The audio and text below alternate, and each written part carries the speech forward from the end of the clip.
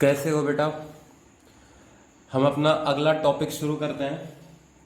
हमारा अगला टॉपिक है बेटा डायमेंशनल फार्मूला। हेडिंग लिखो dimensional formula.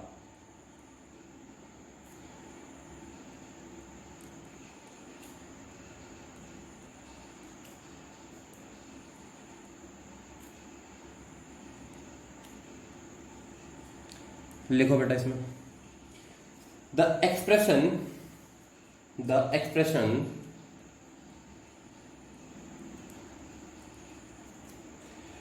which shows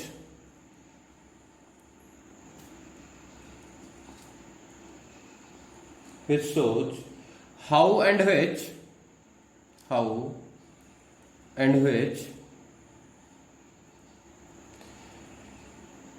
fundamental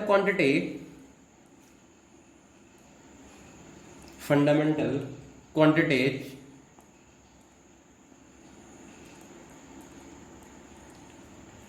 represent या involve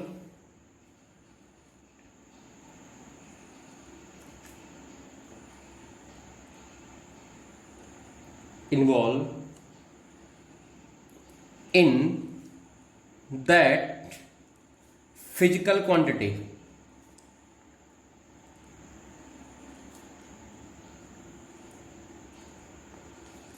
क्लियर बेटा। जैसे एग्जांपल के लिए मैं बात करूं, मैंने लिखा बेटा एरिया। तो बेटा एरिया होता है आपका एक स्क्वायर की बात करें बेटा, लेंथ इंटू लेंथ, दोनों साइड का मल्टीप्लिकेशन बेटा। तो बेटा इसमें जो लेंथ है ना, दूसरे साइड की बात करी जाए बेटा, तो वो भी लेंथ है बेटा, दूसरा भी क्या है बेटा, लेंथ है। तो दोनों फंडामेंटल क्वांटिटी हुए एसआई सिस्टम के अकॉर्डिंग। तो बेटा इसका डायमेंशनल फार्मूला क्या आ जाएगा, एरिया का एल स्क्वायर। आगे बात इसी में लिखो बेटा, अगली लाइन से an equation obtained by equating a physical quantity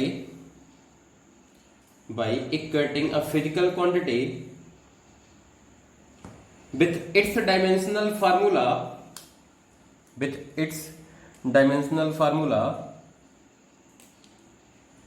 लिखा बेटा is called dimensional equation of physical quantity। लिखा बेटा। चलो आगे बढ़े। इतनी बात समझ में आ गई बेटा। इधर देखो, बेसिकली अब बात करी जाए बेटा फंडामेंटल क्वांटिटीज की।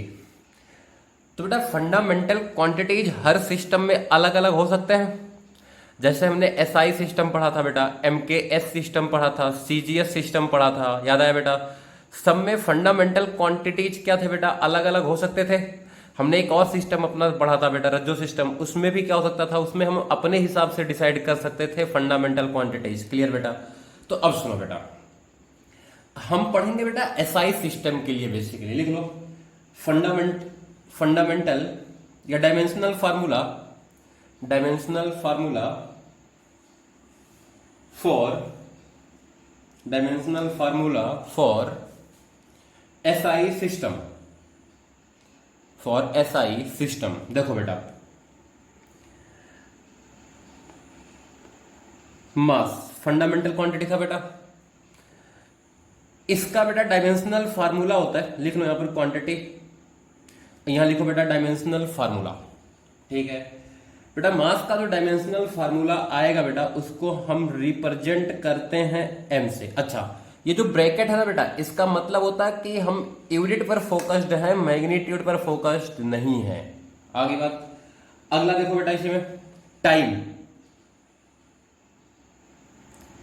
टाइम के लिए बेटा हम सिंबल यूज करते हैं टी। आगे बात, अगला देखो बेटा लेंथ। आगे बात बेटा, लेंथ में बेटा हम यूज करेंगे एल। आगे बात, अगला देखो बेटा इलेक्ट्रिक करंट। बेटा इसके लिए हम इन जनरली यूज करते हैं ए, और कुछ जगह बेटा आई भी यूज कर दिया जाता है। आगे बात, अगला बेटा टेम्परेचर। टेम्परेचर के लिए बेटा हम यूज करते हैं थीटा। आगे बात, दो और बचते हैं बेटा, मोल और ल्यूमिनस इंटेंसिटी। याद है बेटा? तो ल्यूमिनस इंटेंसिटी के लिए बेटा हम कैपिटल सी यूज कर लेते हैं और मोल के लिए MOL यूज करते हैं। क्लियर हुआ बेटा? उसकी बहुत ज्यादा जरूरत हमें पड़ती नहीं है। तो ये बात समझ में आई? इधर देखो बेटा, अब ये तीन तो मास, टाइम और लेंथ बेटा MKS में भी थे। आगे बात क्लियर है? इतनी बात समझ में आई बेटा कि नहीं आई? इधर देखो, अब कुछ छोटी छोटी बातें बेटा इंपॉर्टेंट लिखो बेटा इसमें। पहली बात बेटा, अगर आपने दो फिजिकल क्वांटिटी को कंपेयर किया, ठीक है, if two physical quantity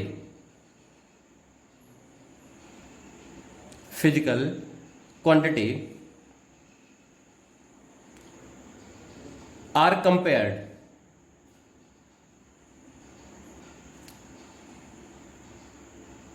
clear बेटा? अगर दो फिजिकल क्वांटिटी को बेटा आपने कंपेयर किया तो बेटा दे must have same dimension, they must have same dimension.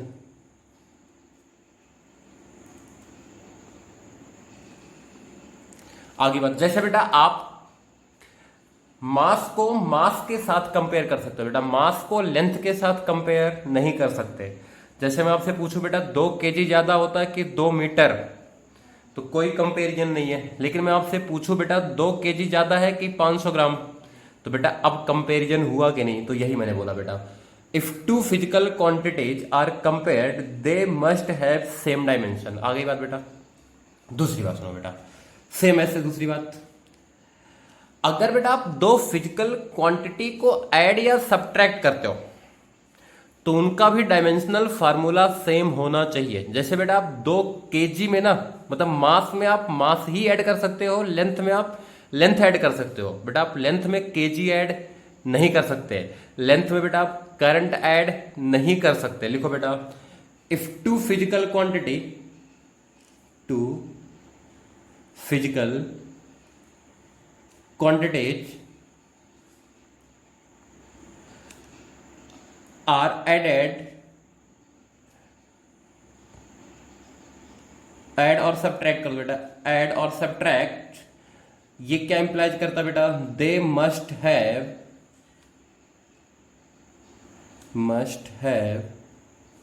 Same dimension. अभी इन सब पे हम एक बार अच्छे से आएंगे, भी बहुत छोटी छोटी बातें कर रहे हैं। क्लियर बेटा? अगर दो फिजिकल क्वांटिटी बेटा आपने ऐड और सब्ट्रैक्ट किया है तो उनका डायमेंशनल फार्मूला क्या होना चाहिए बेटा? सेम होना चाहिए। अगला देखो बेटा, for multiply and divide, for multiply and divide या डिवीजन, फिजिकल क्वांटिटी में और may not have same dimension. Physical quantity में और may not have same dimension. इसका मतलब बेटा हम दो ऐसे फिजिकल क्वांटिटी को मल्टीप्लाई या डिवाइड कर सकते हैं जिनका डायमेंशन सेम हो भी सकता है और नहीं भी। ये बात समझ में आ गई बेटा कि नहीं आई? क्लियर है? आगे बात बोलो, आगे बढ़े। देखो बेटा, अब एक इंपॉर्टेंट बात बेटा, एग्जाम्पल के थ्रू शुरू करते हैं। जैसे हमने क्या किया बेटा,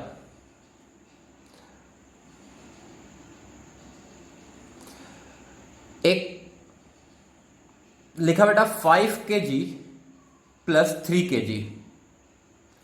आप क्या लिखोगे बेटा? आप लिखोगे 8 kg, या बेटा इसी को माइनस किया होता तो क्या लिखते बेटा हम? 2 kg।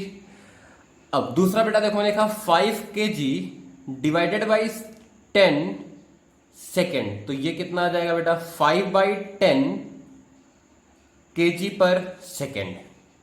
आगे बात बेटा, इसका मतलब एक बात सुनो बेटा, ऐड करने पे और सब्ट्रैक्ट करने पर डायमेंशन या यूनिट पर कोई फर्क नहीं पड़ेगा कि यूनिट भी सब्ट्रैक्ट हो जाए।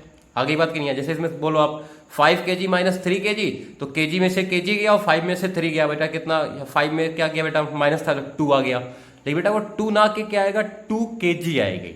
आगे बात तो लिखो बेटा, इसमें पॉइंट लिखो,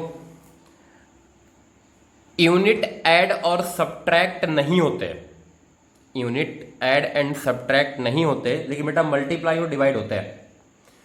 यूनिट ऐड एंड सब्ट्रैक्ट नहीं होते पर मल्टीप्लाई और डिवाइड होते हैं। जैसे यहां देखो बेटा, यूनिट ऐड नहीं हुआ कि 5 kg plus 3 kg equal to 8 kg plus kg, आगे बात ऐसा, लेकिन यहां डिवाइड हो गया, 5 kg divided by 10 second equal to 5/10 kg पर सेकेंड। ऐसे बेटा मल्टीप्लाई करोगे तो हो जाएगा। आगे बात क्लियर। अब जो अगला पॉइंट है बेटा हमारा,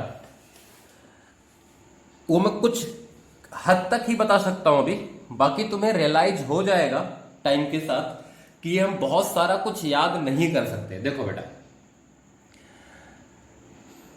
हेडिंग लिखो, dimensional formula for some important physical quantity, dimensional formula for some important physical quantity. और इसमें हम बेटा हम निकालने की बात करेंगे। देखो हमने लिखा बेटा एरिया, ठीक है। एरिया क्या होता है बेटा, अगर बात करी जाए इसकी यूनिट क्या होती है,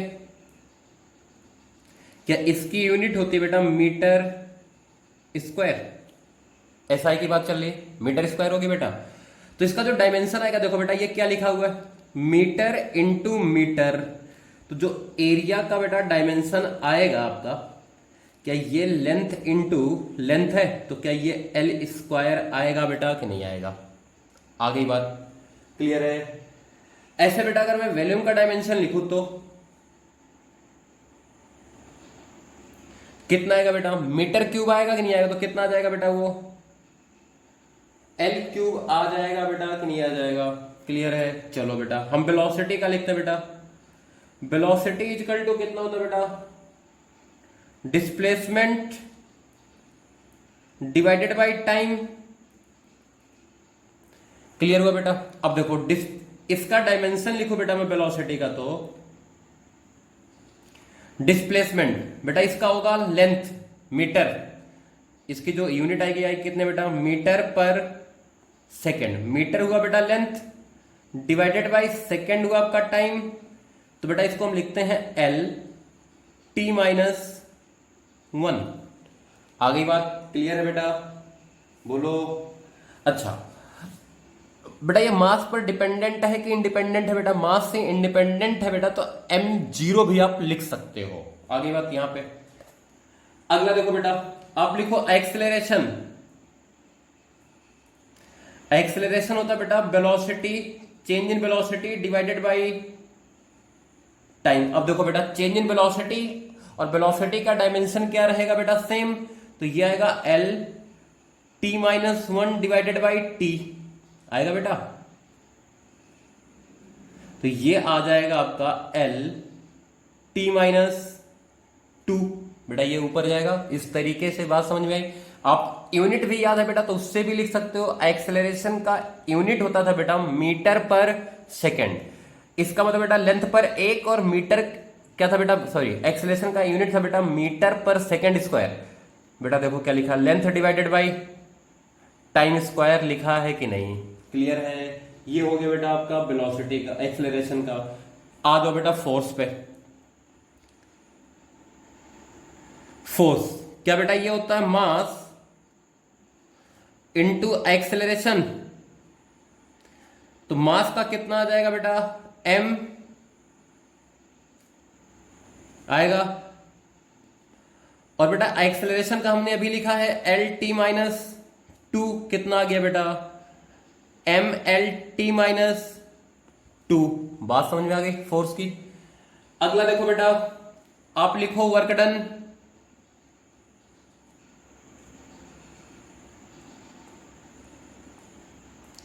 बेटा वर्क डन होता है फोर्स डॉट डिस्प्लेसमेंट, यही होता है बेटा। तो देखो बेटा अगर डायमेंशन लिखे बेटा हम W का, तो फोर्स का डायमेंशन अभी हमने निकाला है ML_T-2, और डिस्प्लेसमेंट का कितना बेटा, ये तो लेंथ है तो L कितना ML²T-2। आगे बात बेटा, और देखो अगला लिखो बेटा मोमेंटम का P = होता बेटा mv। तो क्या ये आ गया बेटा P की वैल्यू मास इनटू वेलोसिटी। तो बेटा अगर इसका हम डायमेंशन लिखेंगे P का, तो मास का तो आएगा बेटा m, और वेलोसिटी का कितना था बेटा L_T-1। आ गई बात, क्लियर है। ये कितना आ गया बेटा, क्या आ गया ML_T-1। बात समझ में आई बेटा कि नहीं आई, क्लियर है। अच्छा m इस पे चाहो तो आप 1 लिख सकते हो, ये भी होता नोटेशन बेटा, क्लियर है। अगला लिखो बेटा इंपल्स। अगला लिखो बेटा आप इंपल्स।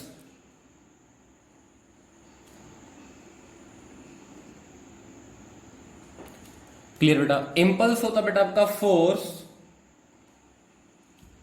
Into delta T. तो बेटा अगर हम इंपल्स का डायमेंशन लिखें,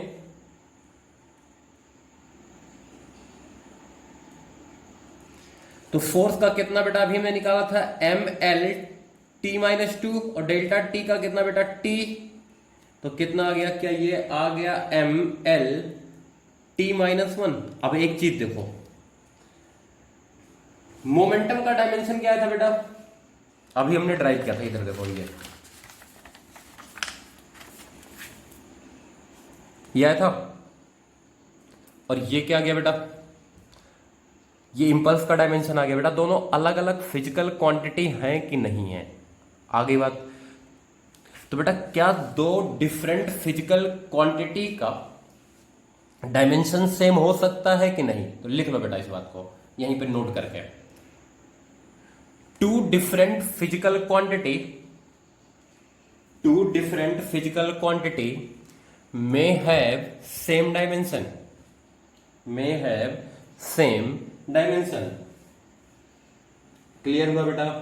आगे बात, आगे बढ़े, इंपल्स लिख लिया बेटा, चलो एक और निकालो। प्रेशर, क्या बेटा प्रेशर = होता था फोर्स डिवाइडेड बाय एरिया। तो प्रेशर का डायमेंशन आएगा बेटा ML_T-2 डिवाइडेड बाई L², कितना आ गया बेटा ML-1T-2। क्लियर हुआ बेटा कि नहीं हुआ, ये हो गया बेटा प्रेशर का। चलो अगला लिखते बेटा काइनेटिक एनर्जी का। क्या काइनेटिक एनर्जी होता बेटा ½ mv²। तो बेटा अगर काइनेटिक एनर्जी का हम डायमेंशन लिखे, तो हाफ की तो कोई डायमेंशन है बेटा, एक मास आ जाएगा m, और वेलोसिटी कितना बेटा L_T-1 का स्क्वायर। तो कितना आ गया बेटा ये ML²T-2। देखो बेटा काइनेटिक एनर्जी और वर्क डन का डायमेंशन क्या है बेटा, फिर से सेम आया बेटा कि नहीं, क्लियर है। ऐसे पोटेंशियल एनर्जी का निकालो बेटा, क्लियर है। अगला होता बेटा टॉर्क। लिखो हेडिंग क्या पॉइंट लिखो, टॉर्क।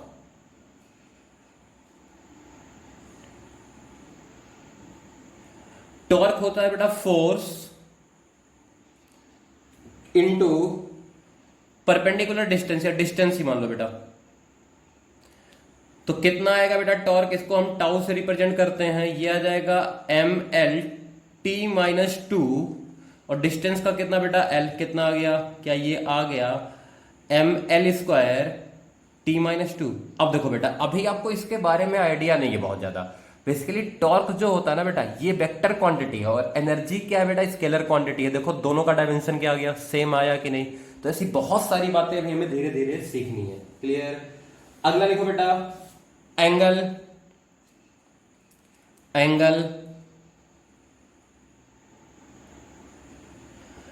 अब बेटा अगर आपको एंगल याद होना बेटा, थीटा इजकल टू हमने लिखा था आर्क लेंथ, याद है कल पढ़ा था, डिवाइडेड बाई रेडियस। तो थीटा कितना हुआ बेटा, देखो ध्यान से बेटा, इसका आर्क लेंथ का बेटा एल आएगा, अरे लेंथ है और रेडियस भी लेंथ है बेटा कि नहीं है, तो ये कितना आ गया बेटा एल के पावर 0। तो बेटा इसको हम बोलते हैं m0 l0 t0, basically have no dimension, have no dimension. ठीक है, अब यही एक चीज देखो बेटा, एंगल था, क्लियर है कि नहीं है, आगे बात ऐसे बेटा सॉलिड एंगल क्या था, सॉलिड एंगल था बेटा area divided by r square, तो उसका भी कोई भी डायमेंशन नहीं आएगा, लेकिन यूनिट दोनों का है। ठीक है, तो लिखो बेटा यहां पर, a physical quantity may have unit but no dimension, a physical quantity may have unit but no dimension. Example बेटा angle, solid angle, angle, solid angle, एक होता बेटा स्ट्रेन, अभी बता देता हूं लिख लो, स्ट्रेन ये होता बेटा change in length divided by original length. तो स्ट्रेन के साथ भी क्या होगा बेटा, कोई डायमेंशन नहीं होगा, क्लियर है बात। तो एक क्या लिखा बेटा एग्जांपल हमने, एंगल एंड सॉलिड एंगल। आगे बढ़े बेटा, अच्छा इसी में एक बात और लिखो, लेकिन बेटा इस बात की कोई पॉसिबिलिटी नहीं है कि डायमेंशन हो और यूनिट ना हो। क्यों बेटा, अगर डायमेंशन है तो इसका मतलब बेटा एम पे, एल पर, टी पर, करंट पर, टेम्परेचर पे, किसी ना किसी पर तो डिपेंड किया ना। तो लिख लो बेटा, but if a physical quantity have dimension, but if a physical quantity have dimension then it must have, then it must have unit।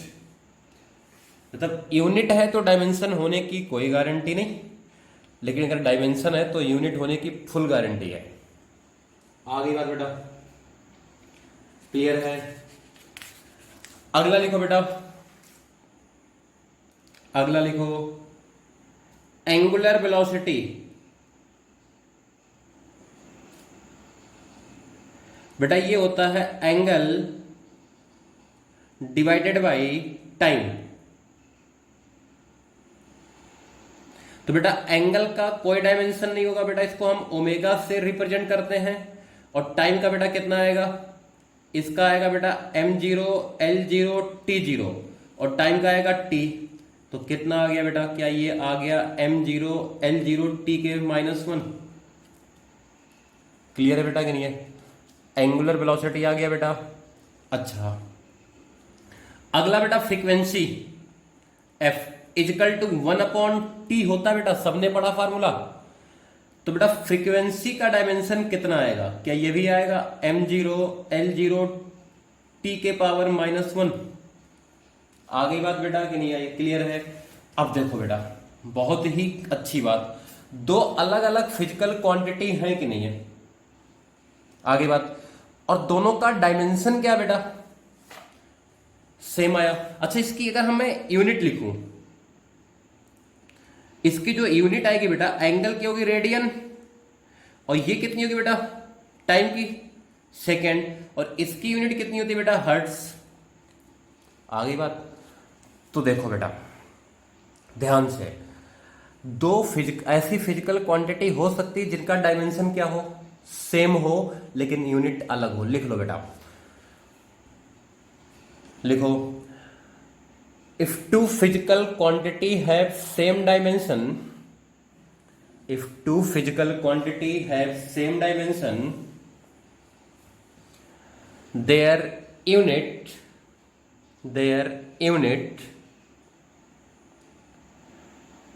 may or may not be same, their units may or may not be same। Example ये लिख दो बेटा, example angular velocity and frequency have same dimension, angular velocity and frequency have same dimension but different unit,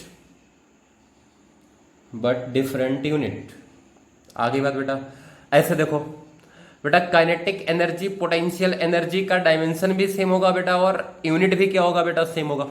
आगे बात clear है?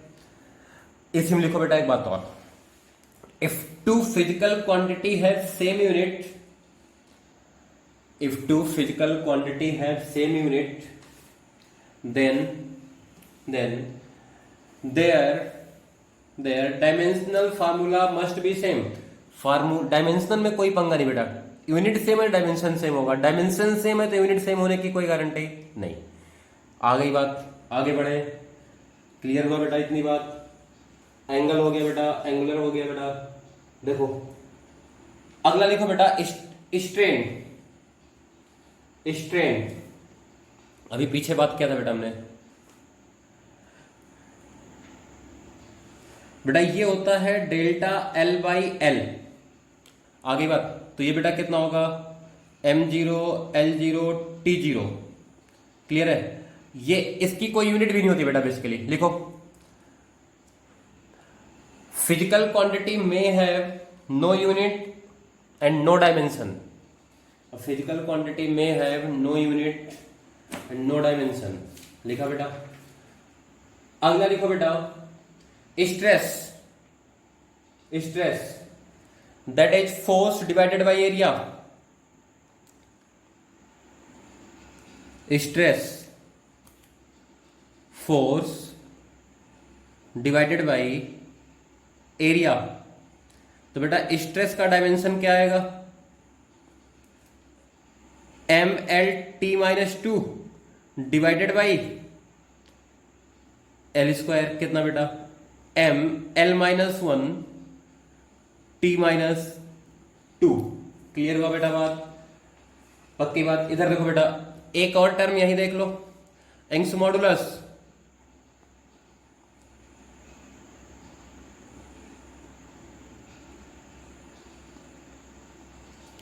बेटा ये होता है force divided by area divided by delta L by L. बेटा स्ट्रेस अपॉन स्ट्रेन होता है बेटा बेसिकली। तो देखो क्या यही यूनिट आ जाएगा, डायमेंशन इसका भी ml-1 t-2। क्लियर हुआ बेटा?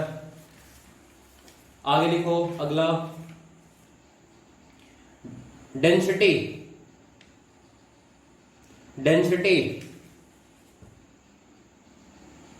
लिखा बेटा, डेंसिटी।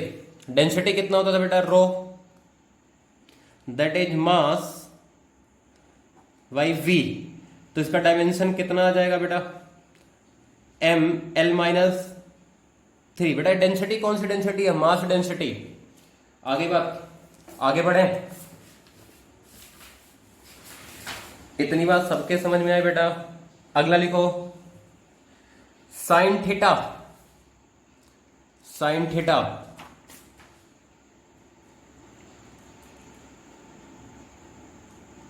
बेटा ये होता था परपेंडिकुलर डिवाइडेड बाई हाइपोटेनियस। तो बेटा ये कितना आ जाएगा, m0 l0 t0। बेटा क्योंकि ये साइड के रेशियो थे, साइन थीटा का डायमेंशन आएगा बेटा ऐसे कॉस थीटा का, और ऐसे ही बेटा सभी टेक्नोमेट्रिक रेशियो का आ जाएगा बेटा कि नहीं है? क्लियर है? अगला लिखो बेटा, surface tension. Surface tension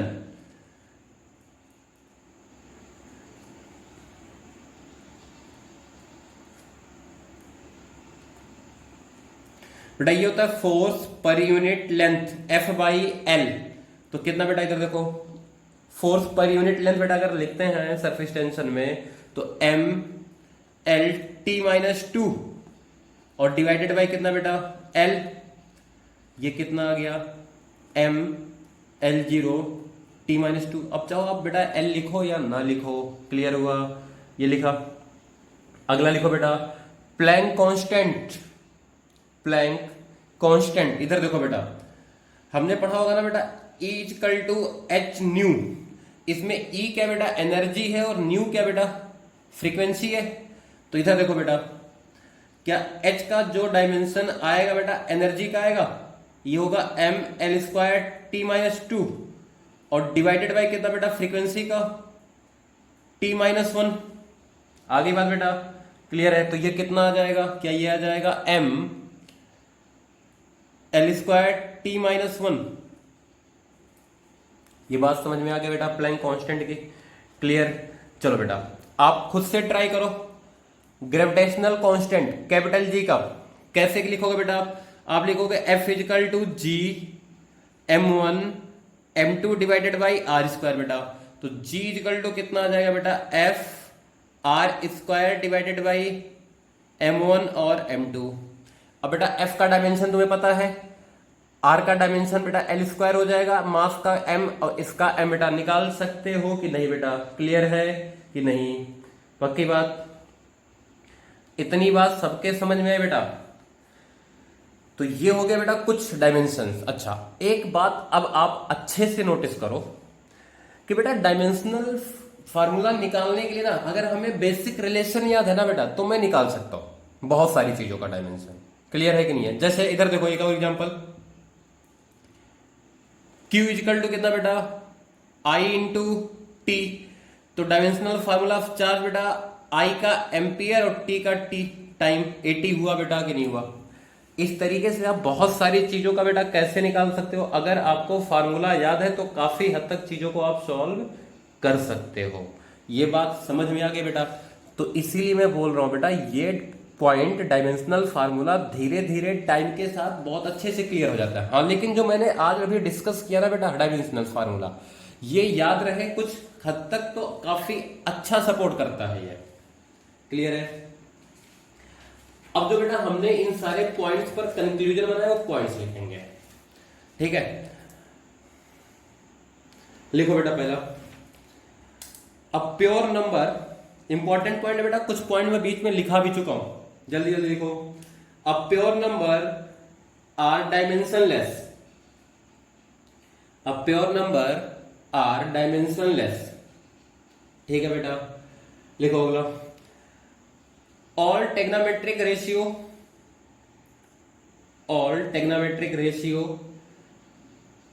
powers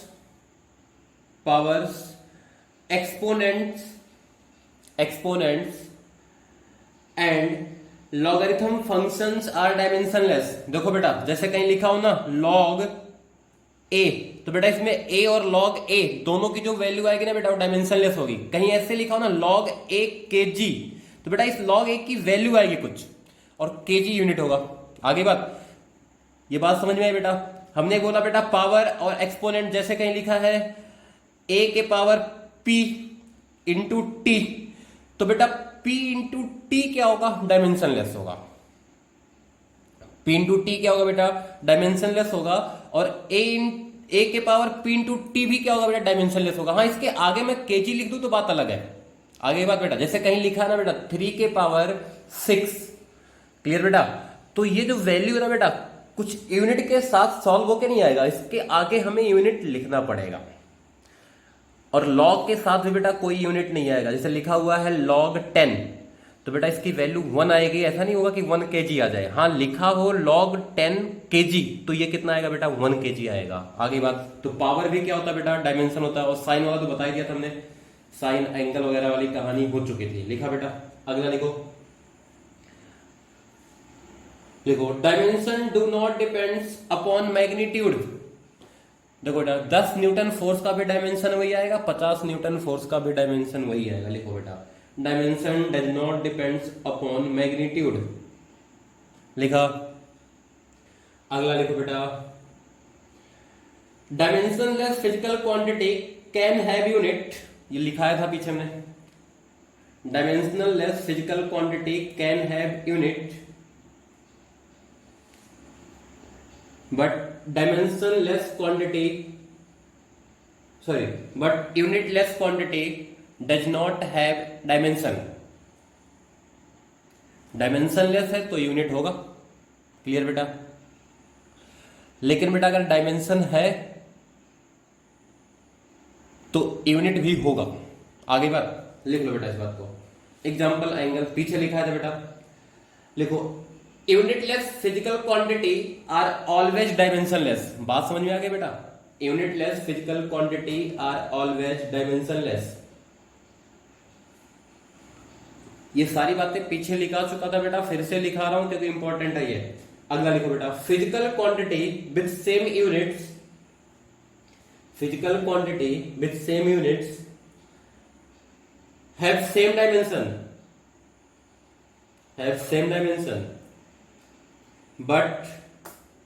but physical quantity with same dimension, but physical quantity with same dimension may or may not have same unit। Clear बेटा? क्या एग्जांपल दिया था हमने? लिया था बेटा एग्जांपल एंगुलर वेलोसिटी और फ्रीक्वेंसी का, याद आया कुछ? लिख लो बेटा, angular velocity and frequency have same dimension but different unit. Clear बेटा? तो आज का लेक्चर बेटा इतना ही है। अगले लेक्चर में बेटा हम एप्लीकेशन पढ़ेंगे कि इस डायमेंशनल फार्मूला का क्या क्या एप्लीकेशन है। आगे बात बेटा।